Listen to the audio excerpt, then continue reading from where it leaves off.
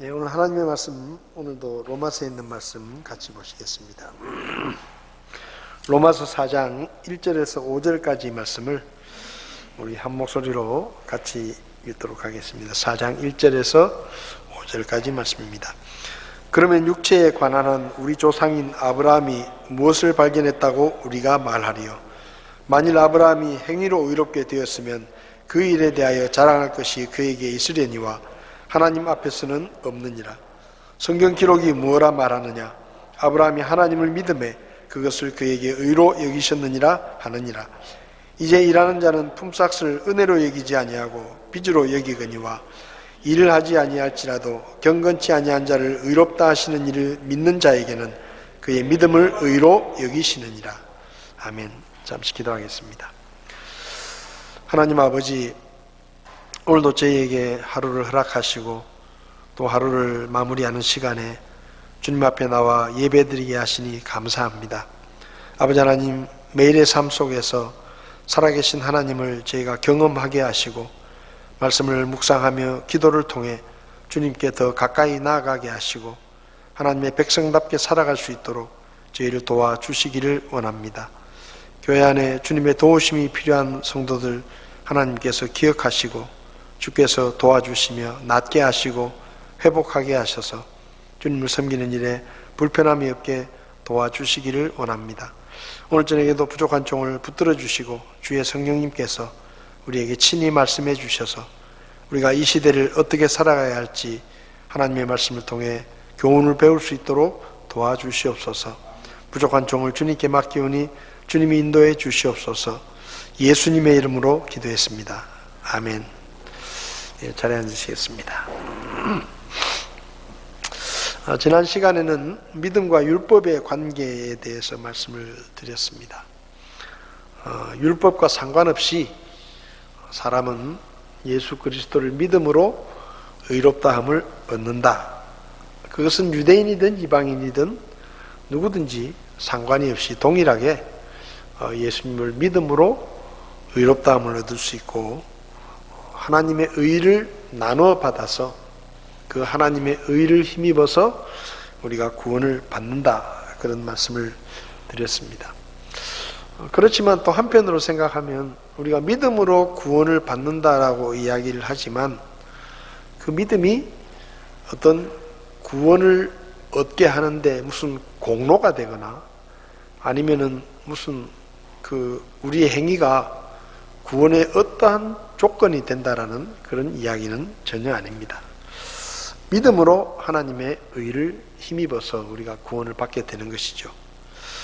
그리고 어떤 사람들은 율법은 유대인들에게 주신 것이고 또 신약 시대에 구원받은 우리에게는 율법을 지킬 의무가 없다.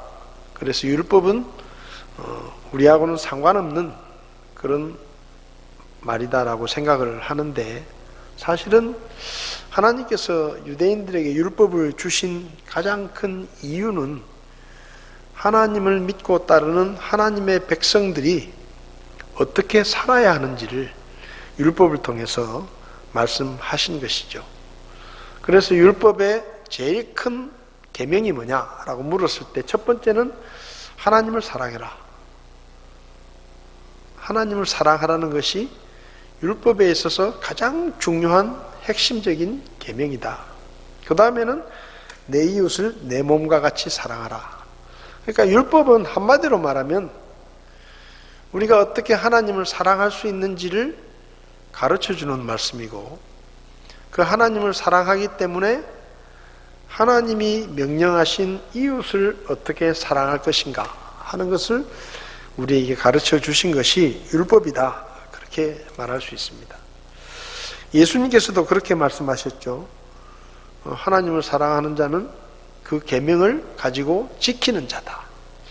그러니까 우리가 하나님을 사랑한다는 것을 어떻게 하나님 앞에 증명하고 또 사람들 앞에 증명할 수 있는가 하면, 우리가 하나님의 말씀을 지켜서 순종할 때 하나님께서 우리를 보실 때, 저 사람이 내 말을 가볍게 여기지 않고 내 말을 중요하게 여기고 순종하는구나 하는 것을 보고 나를 사랑하는구나, 그걸 알 수 있다라는 것이죠. 그 다음에 하나님께서 우리가 다른 사람을 사랑하고 이웃들을 사랑하는 모습을 보시면서 저 사람은 내 말을 중요하게 여기고 내가 원하는 일을 순종으로 행하고 있구나 하는 것을 보면서 역시 그 사람이 하나님을 사랑한다라는 것을 아실 수 있기 때문에 율법은 우리하고 상관없는 것이 아니라 율법을 통해서 하나님을 사랑하는 방법, 또 사람들을 사랑하는 방법을 가르쳐 주셨기 때문에 우리가 하나님의 말씀을 비록 구약 성경이라도 즐겨 묵상하면서 하나님의 뜻을 깨닫고 그 말씀에 순종하는 것이 우리가 하나님을 사랑한다는 증거다, 그런 말씀을 드렸습니다. 오늘은 이제 4장에 넘어와서 사실 1장, 2장, 3장에서는 핵심이 뭔가 하면 죄입니다. 죄. 모든 사람은 죄인이다. 그래서 자기 행위와 수고로는 절대 구원을 받을 수 없었다. 그리고 영원한 멸망이 예정되어 있었다. 그런데 하나님께서 율법 밖에 있는 의를 만들어 주시고 예수 그리스도를 통해서 그 하나님의 의를 완성하시고 그 율법 밖에 있는 의를 믿는 자들에게 나눠 주셔서 그들이 구원을 받게 된다. 율법을 통해서는 죄를 깨달을 수는 있지만 율법을 지킴으로 구원받을 수 있는 사람은 아무도 없다. 그렇게 이제 말씀을 했죠. 그래서 유대인들에게, 특별히 로마 교회에 있는 유대인들에게 사도 바울이 너희들도 똑같은 죄인이고 유대인이나 이방인이나 예수님을 믿음으로 구원을 받는 것이다 라고 강조를 합니다. 특별히 로마서에는 이 복음에 대한 메시지들이 많이 있는데 다른 성경들은 주로 이제 사도 바울이 개척을 했거나 아니면 직접 만나서 교제를 했던 그런 교회들에 보낸 편지는 굉장히 짧고 그리고 그 내용도 굉장히 간결합니다. 근데 이 로마서는 사도 바울이 로마 교회에 그렇게 여러 번 가고 싶어 했지만은 계속 사정이 생기고 길이 막혀가지고 못 가게 됐죠. 그래서 이 로마에 있는 성도들에게는 사도 바울이 교리적인 내용을 이제 자기가 가르쳤거나 개척을 한 교회들은 그들과 같이 있으면서 그런 것들을 가르쳤었는데 로마 교회는 한 번도 가본 적이 없기 때문에 로마 교회 성도들에게 어떻게 보면 이 복음에 대한 분명한 확신을 갖게 하기 위해서 이 로마서는 특별히 복음에 대해서 굉장히 많은 말씀들을 가르치고 있는 것이죠. 이 4장에 와서는 이제 아브라함의 예를 들어서 이 아브라함은 유대인이든 이방인이든 대부분 알고 있는 사람입니다. 그래서 이 아브라함이라는 사람의 믿음을 통해서 이제 구원에 대해서 다시 한번 예를 들어서 설명을 합니다. 그리고 나중에 다윗 이야기도 하고 여러 사람들을 예를 들어서 이제 믿음에 관한 설명을 하고 있는데 이 1절부터 5절에 나오는 아브라함의 이야기의 결론은 뭔가 하면 구원은 믿는 자에게 주시는 하나님의 선물이다 라는 것입니다. 하나님의 선물이다. 그래서 그 얘기를 이제 하는 것이죠. 여기 1절을 보면 육체에 관한한 우리 조상인 아브라함이 무엇을 발견했다고 우리가 말할 수 있겠느냐. 만약 아브라함이 행위로 의롭게 되었으면 그 일에 자랑할 것이 있겠지만 하나님 앞에서는 자랑할 게 없다. 왜? 그 구원이 행위에서 온 것이 아니기 때문에 자랑할 것이 없다 라고 이야기합니다. 그러면서 아브라함이 하나님을 믿음에 그것을 그에게 의로 여기셨느니라. 구원은 믿음으로 얻은 것이기 때문에 자랑할 것이 없다라고 이야기를 합니다. 창세기를 보면 믿음의 조상이라고 하는 아브라함의 생애에 대해서 아주 자세하게 기록을 해 놓았죠. 물론 아브라함의 생애 가운데 실수도 있었고 또 부족함도 있었지만 이 아브라함이라는 사람은 믿음의 조상이라는 이름으로 불리기에 어울릴 만한 믿음을 가진 사람이었다라는 것을 우리가 성경을 통해서 볼 수가 있습니다. 우상숭배의 중심지인 갈대아 우르라는 곳에서 살았죠. 상당한 대도시였습니다. 그리고 75세가 될 때까지 안정된 삶을 살았습니다. 아버지 데라는 우상을 만들어서 파는 장사를 하면서 돈을 꽤 많이 벌었고, 그 집의 아들로 태어난 아브라함은 부유한 환경 가운데서 부족함 없이 살았습니다. 자연스럽게 아버지를 따라 우상을 믿고 섬겼겠죠. 한 가지 좀 아쉬운 것은 결혼을 했는데 75세가 될 때까지 자식을 낳지 못했다라는 그 한 가지 부족한 것을 제외하면 사실 아브라함은 갈대아 우르라는 대도시에서 부족함이 없는 삶을 살고 있었습니다. 근데 하나님께서 아브라함을 찾아가시죠. 그리고 말씀하십니다. 처음 말씀이 뭐냐? 아브라함아, 고향을 떠나라. 친척과 아버지 집을 떠나라. 그리고 내가 지시하는 땅으로 가라. 그렇게 말씀하십니다. 한 번도 하나님을 만난 적도 없고 하나님을 알지도 못하는 아브라함에게 하나님께서 처음으로 하신 말씀이 굉장히 도전적이고 아주 센 말씀이었습니다. 아브라함을 만나자마자 아브라함아, 고향을 떠나라. 친척 집을 떠나라. 아버지 집을 떠나라. 그리고 내가 지시하는 땅으로 가라. 거기가 어딥니까? 가다 보면 알게 된다. 일단 떠나라. 그렇게 말씀하시는 거예요. 75세 아브라함에게 고향을 떠나라는 말씀은 그렇게 쉽게 순종할 수 있는 말씀은 아니었을 것입니다. 왜냐하면 갈대아 우르는 그 지역 중에서도 상당히 문명이 발달하고 대도시였고 부족함이 없었고 상당한 부를 누리면서 얼마든지 편하게 살 수 있는 그런 지역이었는데 갑자기 알지도 못하는 하나님이라는 신이 다짜고짜 고향을 떠나라는 거예요. 쉽지 않죠. 근데 아브라함은 그 하나님의 말씀을 듣고 믿음의 결단을 하고 고향을 떠납니다. 평생을 믿고 섬겨왔던 우상을 버리고 우상의 땅인 그 풍요의 땅을 떠나서 어디로 가는지도 모른 채 그냥 하나님 말씀만 믿고 살림살이를 챙겨가지고 떠나는 거죠. 그래서 떠나서 하란으로 갔다가 하란에서 아버지 데라가 죽고 하란을 떠나서 남쪽으로 내려오면서 가나안 땅으로 들어오게 됩니다. 아브라함이 보여준 믿음의 출발, 하나님을 믿고 섬기려면 지금까지 믿고 살아왔던 모든 우상을 제거해야 된다. 버려야 된다. 그리고 우상의 땅을, 우상의 문화를 떠나야 된다. 그것이 하나님을 믿는 믿음의 출발점이다 라는 것을 우리에게 가르쳐 주는 것이죠. 75세나 된 아브라함에게 쉽지 않은 선택이었지만 아브라함은 그 하나님의 말씀을 믿고 순종의 발걸음을 내딛습니다.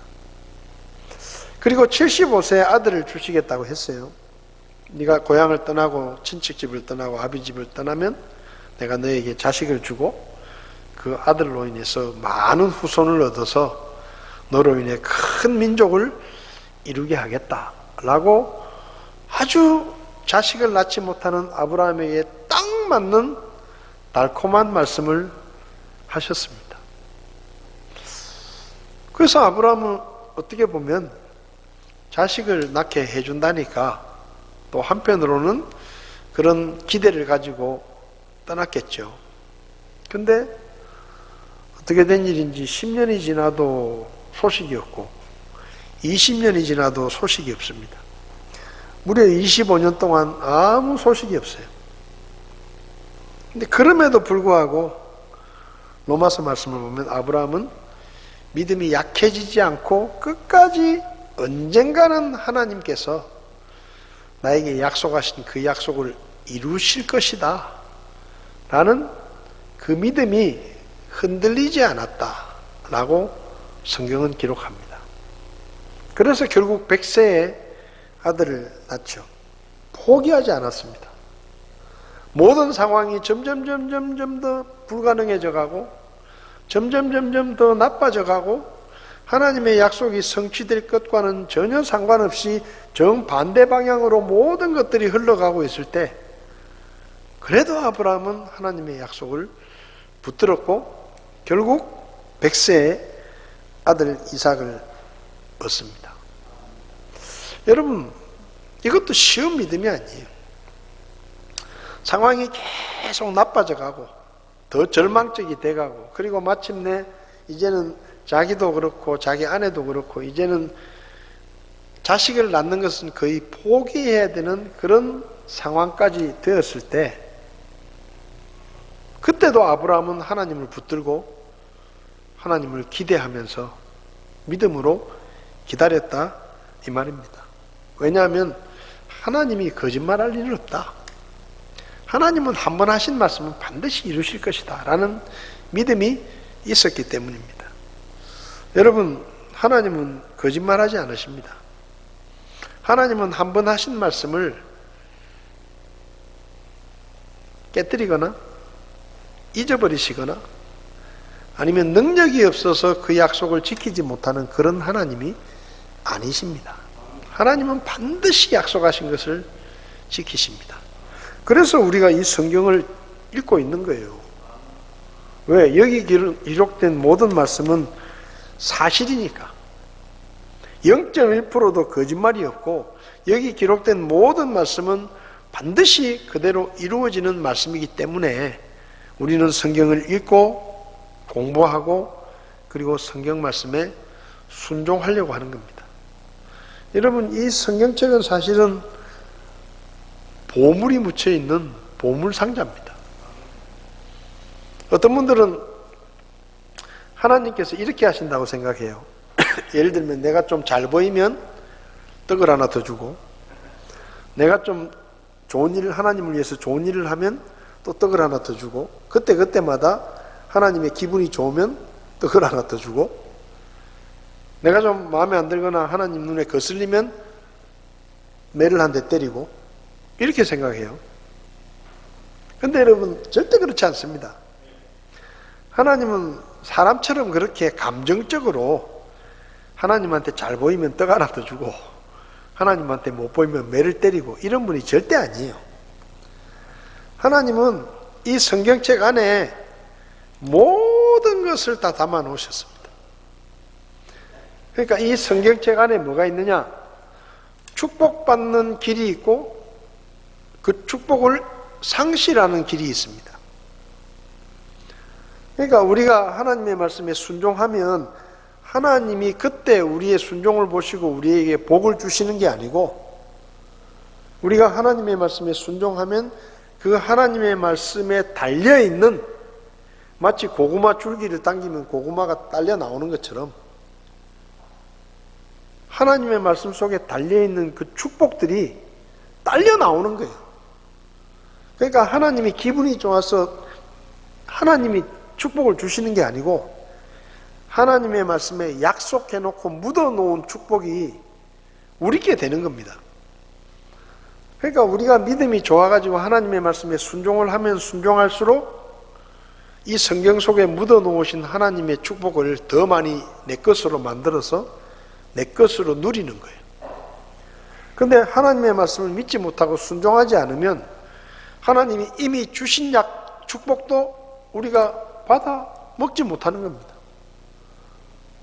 그러니까 여러분, 우리가 성경을 연구하고 공부하고 묵상하고 하나님의 말씀에 순종하려고 하는 이유가 뭔가 하면 하나님이 우리에게 복을 더 주시는 게 아니고 이 성경 속에 수많은 하나님의 축복이 약속되어 있기 때문에 고구마 밭에 가서 고구마를 캐듯이 성경 말씀을 순종으로 캐내면 그 말씀 속에 들어있는 축복이 다 내게 되는 거예요.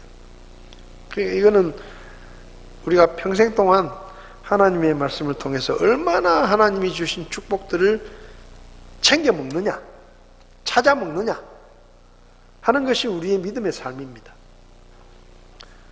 줘도 못 먹는 거예요. 줘도. 믿음이 없으면. 하나님은 다 주셨어요. 여기. 우리가 살면서 받을 모든 축복을 이미 다 여기다가 딱 심어 놓으셨습니다. 그러니까 여러분들이 말씀에 순종하면 여기 있는 하나님이 약속해 놓으신, 묻어 놓으신 그분의 놀라운 축복들을 내 걸로 받아서 누릴 수 있는 겁니다. 여러분, 부자가 되고 싶으십니까? 아무도 아멘 안 하시네. 야, 이 골치 아픈데. 우리 교회도 부자들이 좀 많이 나와야 예배당도 새로 짓고 선교도 좀 하고 개척교회도 하고 그럴 텐데, 이 성도들이 이렇게 욕심이 없어가지고 되겠어요? 부자 안 되고 싶으세요? 저는 부자가 되고 싶은데 부자가 잘 못 될 것 같아. 목사가 되다 보니까 뭐 사업을 하는 것도 아니고. 저는 굉장히 부자가 되고 싶어요, 진짜로. 근데 제가 부자가 되는 건 가능성이 희박해요. 그러니까 저는 여러분에게 소망을 둘 수밖에 없어요. 여러분이 부자가 돼야 우리 교회가 하나님을 위해서 더 큰 일을 할 수 있거든요. 근데 여러분들이 목사가 부자가 되고 싶으세요? 물어보는데 아무도 대답을 안 하고 있으면 저는 어떻게 해야 됩니까? 저는 어디에 소망을 둬야 됩니까? 저는 여러분들이 정말 부자가 됐으면 좋겠어요. 정말 우리 교회에서 제가 그냥 하는 말이 아니라 11조를 1,000,000원씩 하는 성도들이 여러 명 나왔으면 좋겠습니다. 저만 기도하면 안 돼요. 여러분들도 같은 꿈을 가지고 기도를 해야지. 목사만 혼자서 안달이 나가지고 막 기도한다고 되는 게 아닙니다. 여러분, 하나님이 여기 다 담아 놓으셨어요. 얼마나 찾아 먹느냐? 얼마나 찾아 먹어가지고 우리가 부자가 되고 우리가 윤택한 삶을 살고 더 많은 것을 하나님을 위해서 바칠 수 있는 그런 풍성한 삶을 사느냐? 그건 나에게 달려 있어요. 내가 얼마나 믿음으로 하나님의 말씀에 순종하느냐에 따라 달려 있는 겁니다. 아브라함은 불가능한 상황 속에서도 하나님의 말씀을 붙들었습니다. 그래서 결국은 아들을 얻어내잖아요. 아들을 얻어내잖아요. 그리고 그 아들을 통해 큰 민족을 이루고 아브라함의 후손으로 구원자이신 예수님이 오셔서 아브라함은 말 그대로 믿음의 조상이 되는 것입니다. 그리고 이제 지난주에 살펴본 것처럼 이삭이 20대 중반쯤 됐을 때 하나님께서 아브라함아, 너 이삭 사랑하지? 예, 사랑합니다. 하나밖에 없는 아들인데 제가 얼마나 사랑하겠습니까? 그래, 나도 안다. 하나님이 그렇게 말을 시작하십니다. 나도 안다. 네가 얼마나 이삭을 사랑하는지 내가 안다. 근데 네가 이삭을 데리고 가가지고 네 손으로 죽여서 불에 태워서 번제로 나에게 바쳐라 라고 말씀하십니다. 기가 막힌 얘기죠. 근데 성경을 보면 아브라함이 아침에 일찍 일어나서 조금도 주저함이 없이 번제 드릴 준비를 다 해가지고 길을 떠납니다. 사흘 동안 걸어가서 브엘세바에서 예루살렘까지 사흘 길을 걸어가서 모리아산 앞에서 종들에게 너는 여기 있어라. 내가 이 아이와 함께 예배드리고 돌아오겠다. 그렇게 얘기하고 산으로 올라가죠. 그리고 제단을 쌓고 나무를 올리고 이삭을 묶어가지고 그 제단 위에 올려놓고 칼을 들어서 죽이려고 합니다. 그런데 그렇게 한 이유가 뭐냐? 성경은 아브라함이 여전히 하나님을 믿었다는 거예요. 하나님이 이삭의 후손으로 큰 민족을 이루겠다고 하셨으니까 내가 지금 이삭을 내 손으로 죽여서 불에 태워서 하나님 앞에 제사를 드리더라도 하나님이 하신 약속을 지키려고 하면 이제 뭐 새로 애를 주는 것보다 이삭을 다시 살려주시는 것이 하나님께서 하실 일이다 하고 믿었다는 겁니다.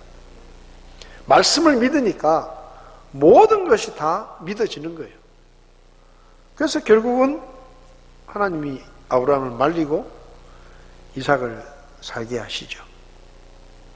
그러니까 이게 아브라함의 믿음이에요. 여러분, 우리한테 만약에 아브라함이 그렇게 얘기하신다고 하면 아브라함처럼 할 수 있을까요? 쉽지 않습니다. 그러니까 아브라함은 굉장한 믿음의 사람이에요. 근데 성경은 뭐라고 말하느냐? 아브라함이 구원받은 것이 아브라함의 그 믿음 때문이냐? 아니다라는 거예요. 아브라함의 어떤 행위 때문이냐? 아니다라는 거예요. 아브라함이 구원을 받은 것은, 의롭다함을 얻은 것은 하나님을 믿은 그 믿음이 아브라함을 의롭게 만든 것이지, 어떤 그 행위, 믿음이 겉으로 보여지는 행위, 하나뿐인 아들을 하나님께 아끼지 않고 바치려고 했다, 그래서 아브라함이 구원을 받았다, 그게 아니라는 거예요. 그러니까 3절에 결론적으로 아브라함이 하나님을 믿음에 그것을 그에게 의로 여기셨다, 하나뿐인 아들을 바쳤다, 그 행위가 중요한 게 아니에요. 왜 그 행위를 했느냐가 중요한 겁니다. 믿음 때문에 했다 이 말이에요. 믿음 때문에. 그래서 하나님은 그 행위 때문이 아니라 믿음 때문에 아브라함을 구원하신 것이다. 그래서 2절에 그랬죠. 자랑할 게 없다. 여러분, 성경은 끊임없이 말합니다. 행위로 구원을 얻을 사람은 아무도 없다. 자기의 노력으로 구원받은 사람은 한 명도 없다. 아무도 없다. 율법의 행위로는 어떤 육체도 그분의 눈앞에서 의롭게 될 수 없다. 로마서 3장 20절에 그렇게 말했죠. 갈라디아서 2장 16절에 사람이 율법의 행위로 의롭게 되지 아니하고, 3장 11절에 그러나 하나님의 눈앞에서는 아무도 율법으로 의롭게 되지 못할 것이 분명하다. 아무도 의롭게 되지 못하는 것이, 이건 분명하다. 100%다 이 말이에요. 여러분, 마르틴 루터라는 사람을 아시죠? 종교 개혁을 했던 사람입니다. 이 마르틴 루터는 원래 법률가가 되는 게 자기의 꿈이기도 했고 아버지의 꿈이기도 했습니다. 그래서 요즘으로 말하면 법대를 갔습니다. 대학교에 가서 법률을 공부했습니다. 근데 어느 날 자기 친구하고 길을 걷는데 벼락이 쳤어요. 벼락이 쳐가지고 자기 친구는 벼락을 맞고 죽고 자기는 기절을 했어요. 그러니까 친구하고 둘이 이렇게 길을 걸어가고 있는데 벼락이 쳤는데 자기 친구가 벼락을 맞고 죽었어요. 자기 바로 옆에서. 그리고 이 루터도 그 충격 때문에, 그 벼락의 충격 때문에 쓰러져가지고 졸도를 해가지고 기절을 한 거예요. 근데 루터는 살았어요. 그 경험을 하고 나니까 이 루터가 죽는 게 무서운 거예요. 죽는 게. 순식간에 자기 친구가 죽었고 자기도 언제 죽을지 모르잖아요. 죽는 게 무서워진 거예요. 그래서 심판하시는 하나님의 심판이 두려워서 이 루터가 수도사가 되기로 결심을 하고 법대를 그만두고 이제 신학 공부를 합니다. 그래서 아버지한테 이렇게 편지를 써요.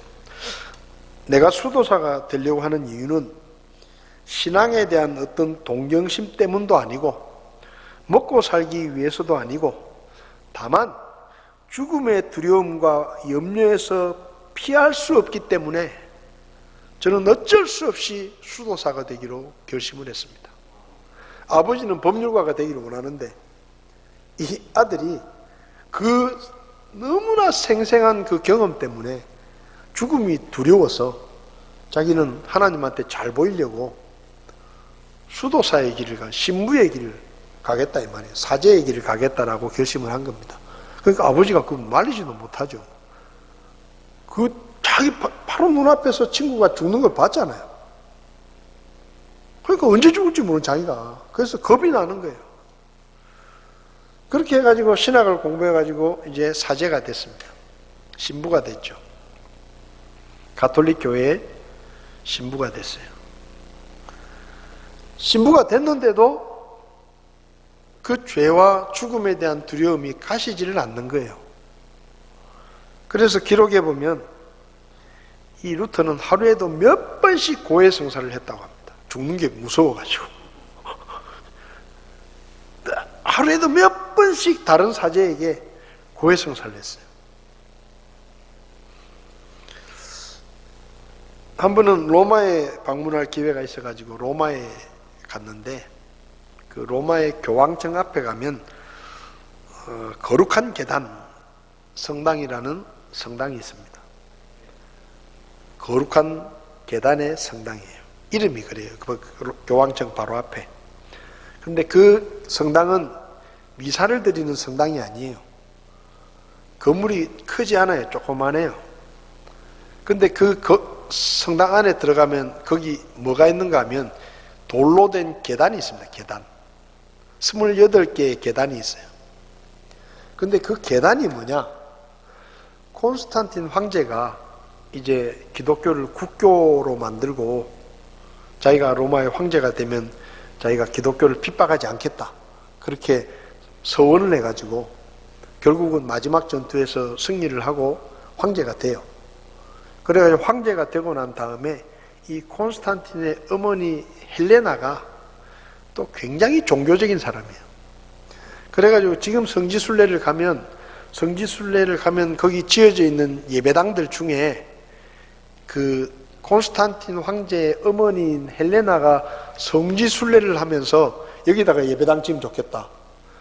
여기는 또 기념적인 장소니까 여기다가 예배당을 지었으면 좋겠다. 이래가지고 그 콘스탄틴의 어머니 헬레나가 여기 예배당을 지었으면 좋겠다라고 말한 그 지역들마다 다 교회가 생겼어요. 황제의 엄마니까.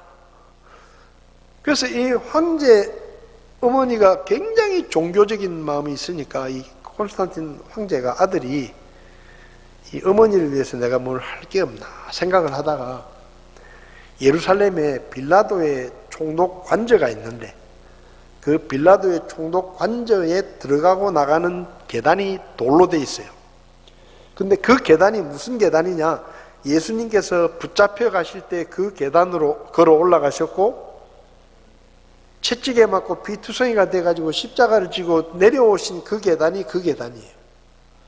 그래서 콘스탄틴이 예루살렘에 있는 그 돌 계단을 뜯어다가 그 돌 계단을 통째로 뜯어가지고 자기 어머니를 위해서 그 왕궁에 어머니가 있는 궁에 그 계단을 설치를 한 거예요. 그리고 어머니가 그 계단을 보게. 그러다가 이제 1589년에 식스투스 2세라는 교황이 이제 그 헬레나의 왕궁에 있었던 그 돌 계단을 교황청 앞으로 옮겨옵니다. 교황청 앞으로 그걸 다 뜯어와가지고 그래서 거기다가 예배당을 하나 짓고 성당을 하나 짓고 그 성당에 그 계단 28개의 계단을 만들어 놓은 거예요. 이제 다시 복원을 한 거예요. 그래가지고 이 계단이 어떤 용도로 쓰이느냐? 가톨릭 신부들이나 가톨릭 신도들이 뭔가 하나님을 위해서 내가 노력을 하고 행위를 통해서 구원을 받는다고 믿기 때문에 고행을 하는 거예요. 고행. 그래서 그 계단에 와가지고 그 계단 첫 계단부터 무릎을 꿇고 그 계단을 기어서 올라갑니다. 그리고 한 계단 올라갈 때마다 계단에 입을 맞추고 회개하고 또 한 계단 무릎 꿇고 올라가서 또 무릎으로 올라가서 또 입을 맞추고 회개하고 그게 가톨릭 신부들과 가톨릭 신도들이 하는 일이에요. 그렇게 해야 구원에 더 가까워진다라고 믿는 겁니다. 지금도 성지순례를 가면 로마의 그 성계단 성당이라는 성당에 가면 가톨릭 신자들은 무릎을 꿇고 무릎으로 기어서 그 계단을 올라갑니다. 예수님이 걸어가셨던 계단이라고. 대단하죠. 예루살렘에 있는 그 계단을 뜯어가지고 그냥 로마까지 가져가가지고 거기다 만들었으니까. 그래서 루터가 이제 사제가 돼가지고 로마에 갔는데 교황청에 들렸다가 그 성당을 간 겁니다. 그리고 루터는 무슨 마음이 있어요? 내가 뭔가 이 죄와 심판을 벗어나려면 참 주님을 위해서 내가 뭔가 열심히 살아야 되는데 하는 그런 마음이 늘 있는 거예요. 매일 고해성사를 몇 번씩 하고 이랬잖아요. 그러니까 그 계단을 보니까 내가 이 계단을 무릎으로 기어 올라가 그런 고행을 하면 뭔가 구원에 좀 더 가까이 가는 그런 게 사제들이 그렇게 생각을 했으니까 루터도 그렇게 생각을 한 거예요. 그래가지고 이제 그 첫 계단에 무릎을 꿇고 입을 맞추고 회개의 기도를 하고 한 계단 또 무릎으로 올라가 가지고 또 입을 맞추고 또 회개의 기도를 하고 이렇게 했습니다. 자기도 그렇게 하면 뭔가 죄와 심판에 대해서 자유로운 마음이 생길 것 같았어. 근데 계단을 28개 계단 중에 반쯤 올라갔는데 머릿속으로 스쳐 지나가는 성경 구절이 하나 있었어요. 그게 뭐냐? 갈라디아서 3장 11절이에요. 그러나 하나님의 눈앞에서는 아무도 율법으로 의롭게 되지 못할 것이 분명하니 의인은 믿음으로 살리라. 딱 이 말씀이 그냥 생각도 안 했는데 머리를 쫙 스치고 지나가는 거예요. 그 순간에 루터가 깨달은 게 뭐냐? 아, 사람이 의롭게 되는 것은 행위로 되는 게 아니라 믿음으로 되는 거구나 하는 것을 그 순간에 순간적으로 깨달아가지고 그 계단에서 벌떡 일어나가지고 이 쓸데없는 짓을 안 하겠다. 그리고 자기가 지금까지 가톨릭에서 배웠던 거짓말, 뭔가 행위를 통해서 우리가 하나님 앞에서 뭔가를 해야 구원받는다는 그 거짓말을 일반 신도들이 다 믿고 있는 거예요. 왜? 그 당시에는 성경이 라틴어 성경밖에 없어가지고 신도들은 성경이 없어요. 사제들만 성경을 읽을 수 있어. 왜? 자기들은 라틴어를 배우니까. 근데 신도들은 라틴어를 모르니까 성경책도 없을 뿐만 아니라 읽지도 못하게 했어요. 그 사제들이 풀어주는 것만 읽는 거예요. 듣는 거예요. 듣고 믿는 거예요. 그러니까 사제들이 성경에 없는 교리를 만들어가지고 가르쳐도 신도들은 그게 다 맞는 줄 믿는 거예요. 그래서 루터가 아, 이게 아니구나 하고 깨달아가지고 처음 한 일이 뭐냐? 그 라틴어로 된 성경을 독일어로 번역을 한 겁니다. 왜? 자기가 깨달은 이 구원의 진리, 행위로 의롭다함을 얻는 게 아니라 예수 그리스도를 믿음으로 의롭다함을 얻는다는 이 복음을 신도들에게 알려주고 싶은데 방법이 없잖아요. 그래가지고 성경을 번역해가지고 일반 사람들이 읽을 수 있는 독일어 성경이 나온 겁니다. 그래서 일반 신도들이 그 성경을 읽으니까 신부들이 가르치는 건 성경이 다르네? 해서 사람들이 성경을 알게 됐고, 그래서 결국은 루터가 가톨릭에서 파면을 당해가지고 루터 교회라는 교회를 세우면서 종교개혁이 시작되고, 그리고 그 종교개혁을 영향을 받아가지고 스위스에서 이탈리아에서 여러 군데서 종교개혁이 일어나가지고 지금의 장로교나 이런 교회들이 생겨난 거예요. 개신교회들이. 가톨릭에서 나와가지고 종교개혁을 했던 대부분의 사람들이 가톨릭 사제들입니다. 왜냐하면 그 사람들이 성경을 아니까. 근데 진리를 깨닫게 된 것이죠. 여러분, 사람은 어떤 행위로 구원받는 게 아니에요. 그 돌계단을 수십 번 무릎이 피투성이가 되도록 까질 만큼 기어 올라 내려가면서 입을 맞추고 회개를 해도 그게 구원에 도움이 되는 게 아닙니다. 구원을 어떻게 받아요? 예수 그리스도를 믿음으로 구원을 받는 것입니다. 그래서 자랑할 게 아무것도 없는 거예요. 자랑할 게 없다라고 이야기하는 겁니다. 사도행전 4장 12절에 다른 사람 안에는 구원이 없다. 이게 답이에요. 다른 사람 안에는 구원이 없다.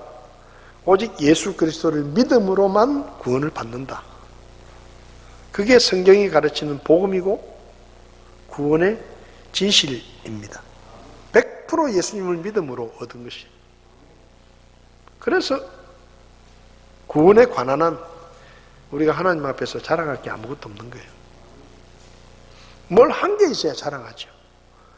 그리고 바울은 계속해서 말하기를 구원은 하나님의 은혜로 믿는 자에게 주어지는 선물이다라고 말합니다. 4절을 보면 이제 일하는 자는 품삯을 은혜로 여기지 아니하고 빚으로 여긴다.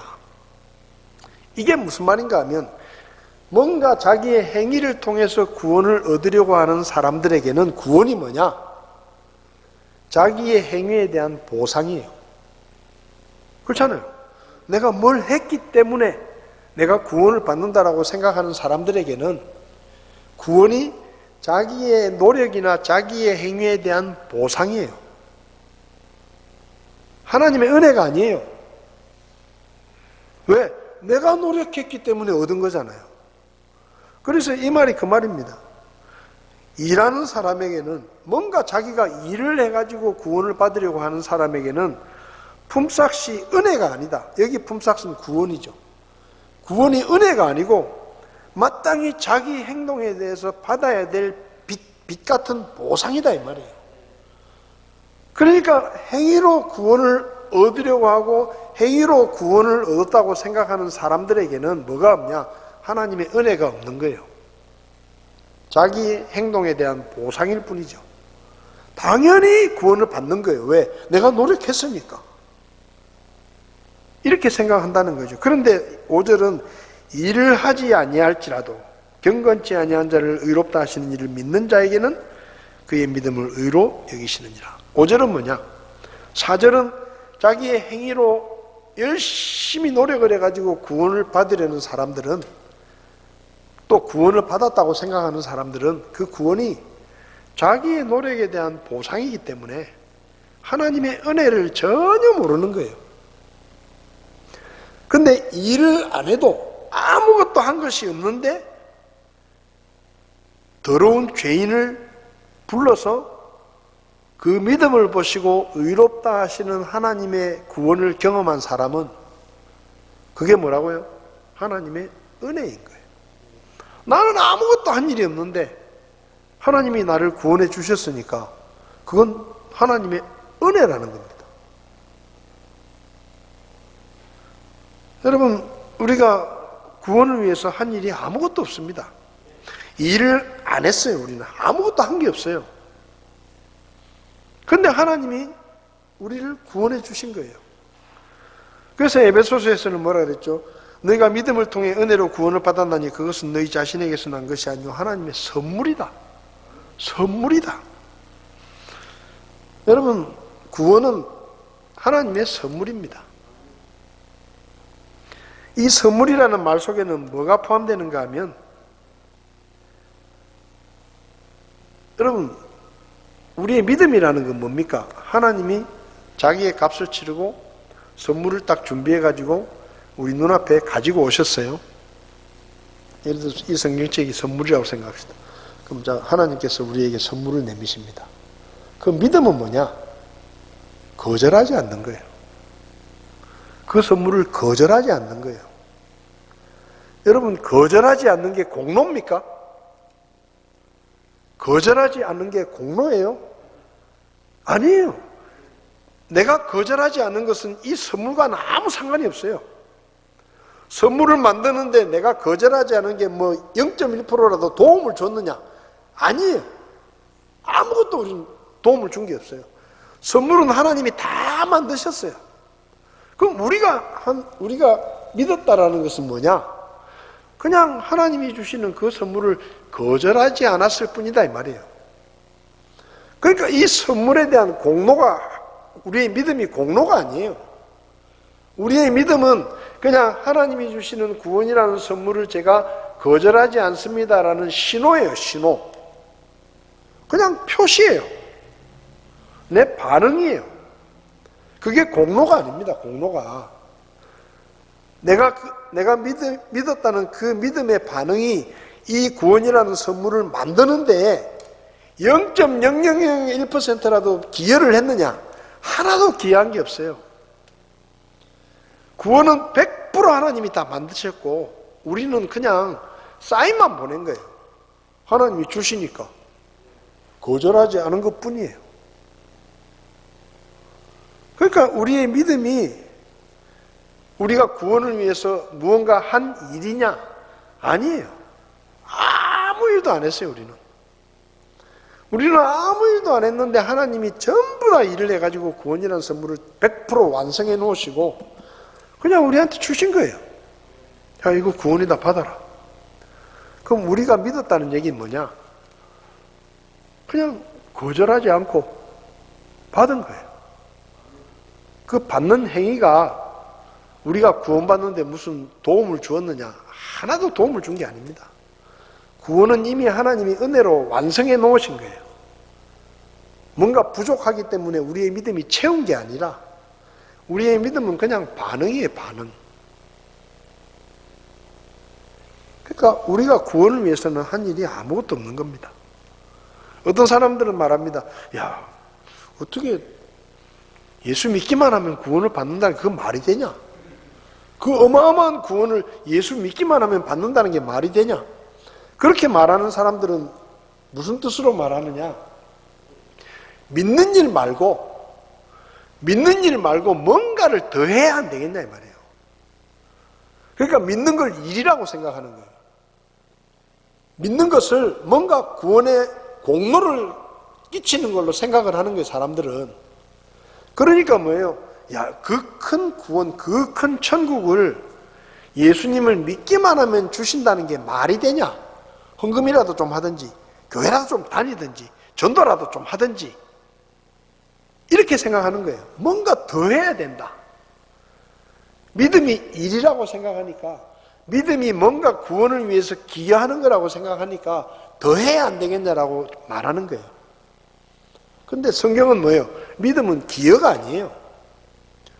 우리의 믿음은 하나님의 구원을 만드시는데 0.1%도 기여한 것이 없습니다. 우리는 그냥 그 하나님이 주시는, 은혜로 주시는 구원을 그냥 거절하지 않았다라는 것밖에 없는 거예요. 우리의 믿음이 공로가 아니에요. 우리의 믿음이 있기 때문에 우리의 구원이 있는 게 아니라 하나님의 은혜 때문에 구원이 있는 거예요. 우리는 단지 그 하나님의 은혜를 거절하지 않았을 뿐이에요. 그러니까 우리가 구원은 전적으로 하나님의 은혜입니다.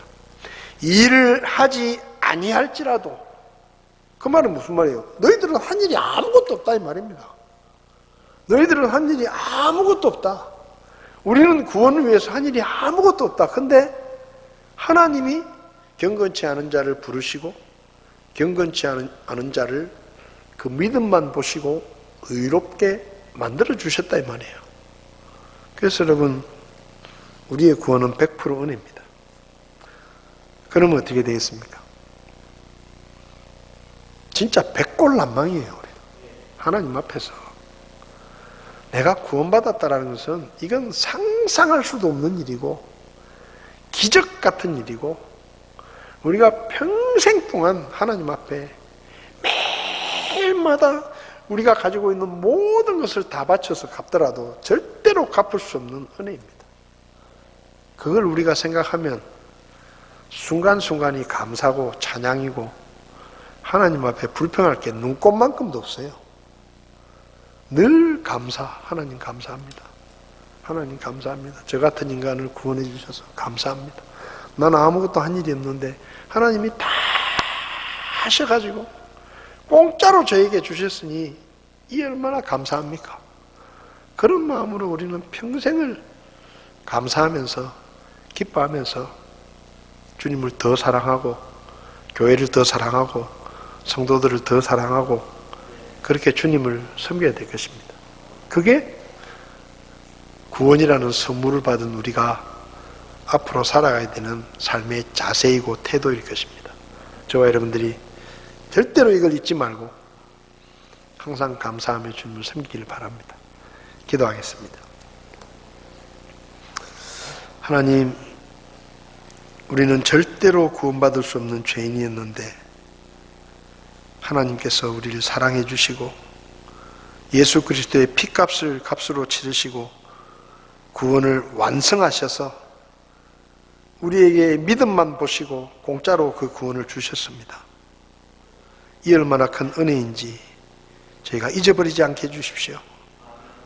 내가 얼마나 큰 구원을 받았고 얼마나 큰 은혜를 입었는지를 우리가 절대로 잊어버리지 않게 하시고 백골난방의 마음으로 죽는 날까지 주님을 더 사랑하고 교회와 성도들을 더 사랑하고 주님의 말씀에 순종하며 복음의 증인으로 살며 또 말씀에 순종하는 삶을 살게 도와주시기를 원합니다.